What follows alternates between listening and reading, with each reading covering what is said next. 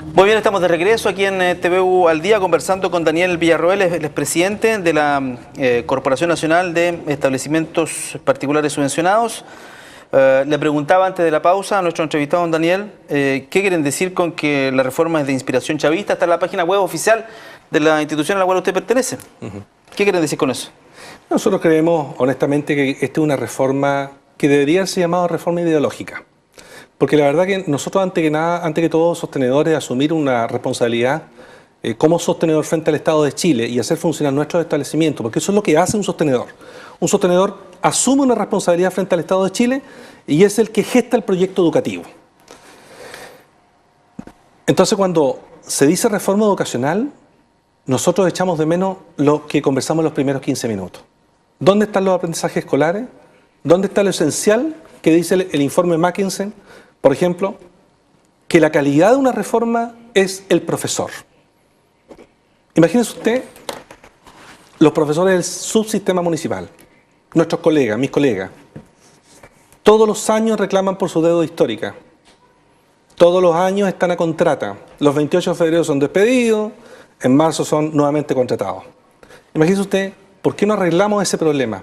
¿Por dónde parte la calidad de la educación? Yo creo que porque no hay plata suficiente, porque es muchísima la deuda que viene de los 80. Yo no sé, pero fíjese que cada vez que escuchamos, este mismo año, el primer semestre, al Ejecutivo, Hacienda me parece, 20.000 millones de pesos a la educación municipal, tantos millones de pesos a la educación municipal. Y cuando nosotros vemos que los jóvenes de la educación municipal, que va en el 36-37% de nuestro país, reclaman, y ustedes en los mismos medios de prensa presentan, por ejemplo, baños deplorables, no tienen gimnasio, no tienen camarines, nosotros le encontramos toda la razón.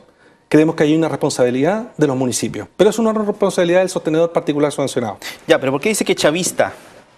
Porque nosotros creemos que este tiene una inspiración ideológica que tiene en el centro del tema al sector particular subvencionado y no es una reforma educativa. Una reforma educativa, voy a reiterar todas las veces que me pregunte, Hugo, con todo respeto, que esto no tiene que ver con los aprendizajes escolares, con la formación docente, con la formación continua, inicial. Falta el tema curricular, digamos. Yo imagino que, yo imagino que en algún minuto tendrá que venir el tema curricular. Mire, yo me he permitido traer el boletín que sacó la Comisión de Educación, aquí está. Ya. Y cuando uno lee esto, la verdad que no existe en ninguna parte lo que estamos conversando o lo que queremos plantear como educadores. Por eso nosotros solicitamos. ¿Usted fue a la comisión? Nosotros fuimos a la comisión, fue nuestro presidente, acompañado por nuestro secretario, la mesa ejecutiva, más que los directores nacionales, e hicimos la presentación a la Comisión de Educación, planteando los mitos que existen referentes al sector particular subvencionado. Por ejemplo, le puedo contar a la opinión pública lo siguiente. El tema de la subvención lo dejamos claro, es histórico en nuestro país. El tema de cuánto invierte el Ministerio de Educación en un alumno municipal y un alumno particular subvencionado. Fíjese que en la educación particular subvencionada bordea el 1.097.972 pesos al año en subvención. 100.000 pesos mensuales. Y el sistema municipal, 1.254.000 pesos. Hay una diferencia como de 154.000 pesos promedio. Este es un estudio que hizo Paredes y Volante el año 2013 en la Católica. Y cuando también vimos lo que presentó el señor ministro a la Comisión de Educación, claramente presentó, y lo leo, que todas las medidas que él había presentado, estas medidas, comillas, buscan frenar la reducción de la matrícula municipal y fortalecer la educación pública. Entonces, cuando usted me pregunta de qué inspiración es, aquí está la respuesta. La respuesta es buscan frenar la reducción de la matrícula de la educación municipal y fortalecer la educación pública de esa manera. Entonces, no tenemos y no encontramos nosotros en el proyecto algo que diga con la calidad de los aprendizajes y lo que hace la vocación del profesor. Un dato no menor, Hugo, por favor, permítame. El 83% de los sostenedores de Chile son profesores. Fundados en su colegio, en el Gran Concepción, por ejemplo, hay colegios fundados en 1939, 1952, 1956, 1970, 1980, y así sucesivamente. Entonces, también hay un vínculo emocional importante que tiene que ver con otra cosa que aparece aquí, que elimina las entrevistas de la familia con sus colegios elegidos. ¿Qué les complica más? ¿Fin al lucro, fin al copago o fin a la selección? El proyecto. El proyecto en su conjunto. El proyecto en su conjunto. Pero si tuviera que coger uno de los tres que hace imposible que el sistema funcione. Es que es imposible que podamos decir que algo nos complica más porque este es un es un paquete. Cuando uno enfrenta una comunidad escolar, enfrenta un proyecto educativo, si es afectado en este caso el sostenedor, que es el que originó el proyecto educativo, muchos de ellos ya no están las segundas generaciones, ¿no es así? Las familias vuelven con sus hijos o la abuela con el nieto o la nieta para poder estar en el colegio donde se educó él o ella o su hija. Entonces, este es un paquete. Si nosotros sacamos a uno de estos componentes, sacamos en el fondo el proyecto educativo y la comunidad escolar, y eso daña mucho el vínculo emocional que tenemos con la familia y las familias con nosotros. Las comunidades escolares que salieron el mismo sábado a caminar son justamente esto, son comunidades escolares, familias escolares. Los colegios particulares subvencionados han pasado a formar parte del paisaje social de la comunidad donde están, porque la gran mayoría de ellos, Hugo, no se encuentra en el centro, por ejemplo, de nuestra Gran Concepción. Hay algunos, pero la gran mayoría están en las comunas aledañas, por ejemplo, Coronel, por ejemplo, Tomé, Hualqui, Coelemu, Quirihue. Le voy a poner un ejemplo. Yo soy aquí de Concepción, actualmente vivo en Talcahuano, pero estudié en Concepción, estudié en Pero al día abajo ahí, en el colegio que quedaba más cerca a mi casa. Muy bien. El colegio D518 en esa época, un colegio con número, República del Ecuador, y se sentaba al lado mío un muchacho que vivía en Avenida Inglesa, y yo vivía en Pedro al día abajo, digamos.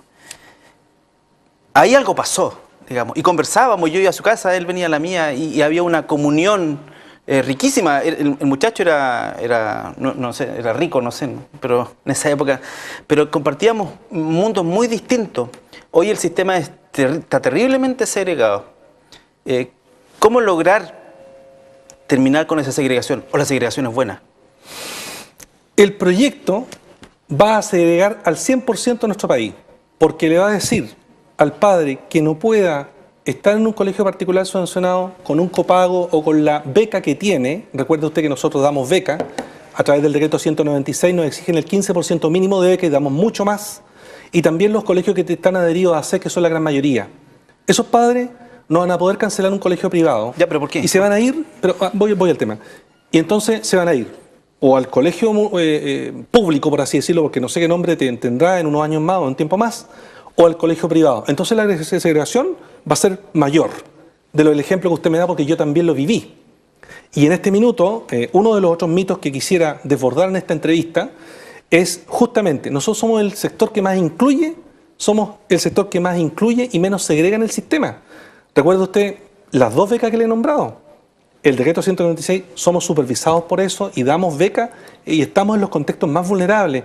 Hay estudios que todavía no salen a la luz pública y hay tesis de grado justamente que tienen que ver con el contexto de la vulnerabilidad. ¿Y qué pasa con los niños que de pronto le hacen esos exámenes de admisión en los colegios y no pueden entrar a esos colegios porque no pasan el examen de admisión? ¿Eso no es segregar un poquito? Nosotros lo hemos dicho, y lo hemos dicho en Santiago fuertemente aquí y cuando hemos podido.